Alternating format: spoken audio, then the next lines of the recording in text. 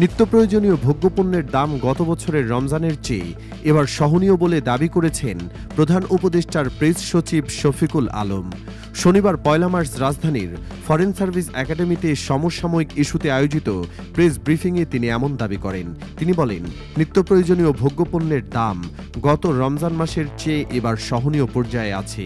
পুরো রমজান মাস জুড়েই সহনীয় রাখতে বিভিন্ন পদক্ষেপ নিয়েছে সরকার। শফিকুল আলম বলেন, বিভিন্ন পণ্যের সরবরাহ বাড়াতে পদক্ষেপ নেওয়া হয়েছে। সাপ্লাই পরিস্থিতির সামনে আরও ভালো হবে, দাম সহনীয় থাকবে বলে আশা করি। তিনি বলেন, রোজার সময় ভোজ্য তেল, ছোলা, খেজুর সহ কিছু কিছু পণ্যের চাহিদা বেড়ে যায়।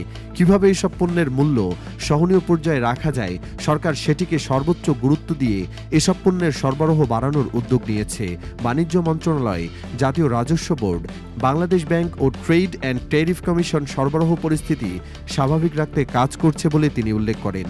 অনুষ্ঠানে নির্বাচনকে কেন্দ্র করে লেভেল প্লেয়িং ফিল্ড নিশ্চিত করতে কাজ চলছে জানিয়ে শফিকুল আলম বলেন, নির্বাচনকে কেন্দ্র করে সব রাজনৈতিক দলের জন্য লেভেল প্লেয়িং ফিল্ড নিশ্চিত করা হচ্ছে।